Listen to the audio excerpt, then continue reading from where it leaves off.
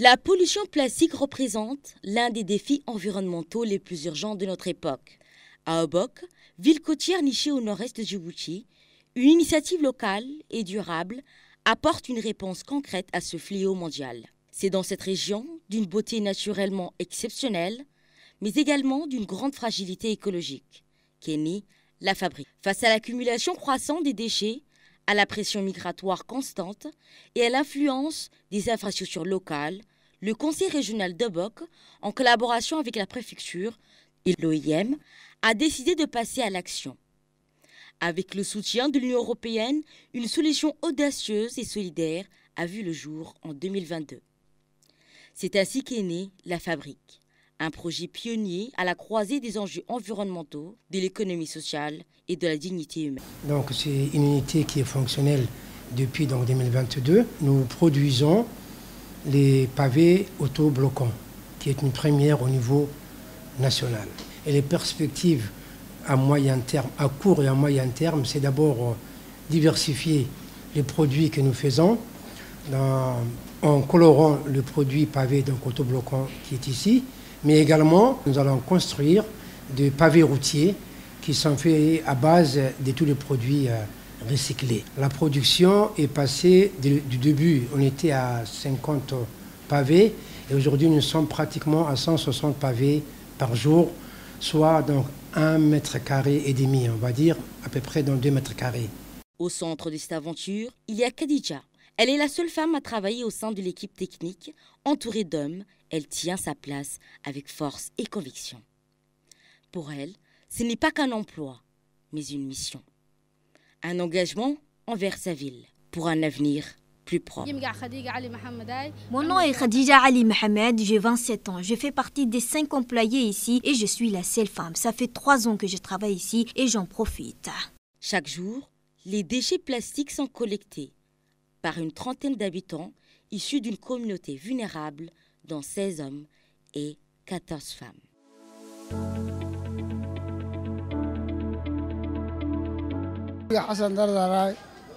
Mon nom est Hassan Dardar. Depuis qu'on a commencé ce travail, on arrive à subvenir nos besoins. On collecte les déchets, on les ramène ici et en échange, on reçoit de l'argent. Ça a changé nos vies précaires. Mon nom est Fatouma Ibrahim Mohamed. Ce travail permet d'embellir la ville et aussi des déchets qui n'avaient rien. Dieu merci, c'est un acte noble que rapporte. On ramasse tout le déchet de la ville. Une fois collectés, les plastiques sont broyés, traités mécaniquement avec un mélange de sable.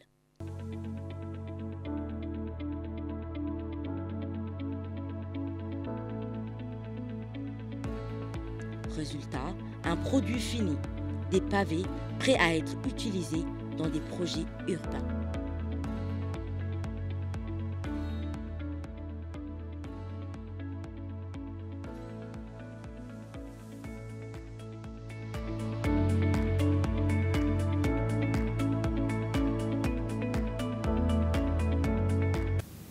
Hassan Mohamed Bourhan, usine de recyclage superviseur. Mon nom est Hassan Mohamed Bourhan, je suis superviseur de cette usine. Le travail a commencé en 2022. On est 35 employés, 30 collecteurs qui enlèvent les déchets dans les quartiers, 4 techniciens qui les transforment et un gardien. Depuis le début, un grand progrès a été fait. Si je parle de cette usine, je dirais qu'elle est la première au niveau national et la troisième au niveau continental. En septembre 2024, la fabrique a franchi une nouvelle étape. Sa gestion a été officiellement transférée au Conseil régional d'Obok. L'OIM continue d'apporter un appui technique et financier, mais c'est désormais la communauté locale qui pilote le projet.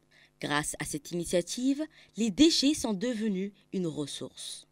Les habitants, des acteurs du changement. La région d'Obok a mis en place un projet d'environnement avec l'appui de l'OIM. Et c'est à partir donc, de cette idée donc, de préserver l'environnement qui est venue aussi petit à petit à germer l'idée de mettre en place un développement durable en s'appuyant donc sur la première idée.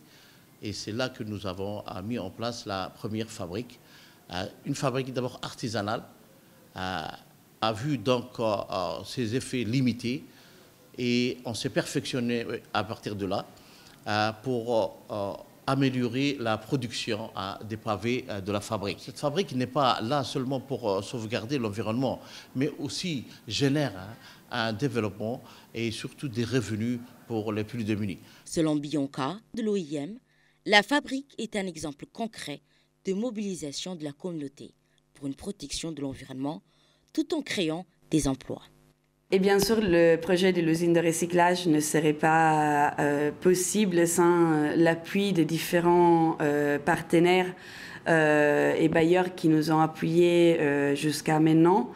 Donc, je voudrais mentionner le Royaume-Uni, la Norvège, la Danemark et la Suède, qui sont tous des bailleurs qui ont contribué et qui contribuent actuellement au fonctionnement de l'usine dans dans le chemin pour rendre l'usine autonome et durable dans le long terme, ce qui est en ce moment la priorité pour le Conseil régional d'Obok et l'OIM.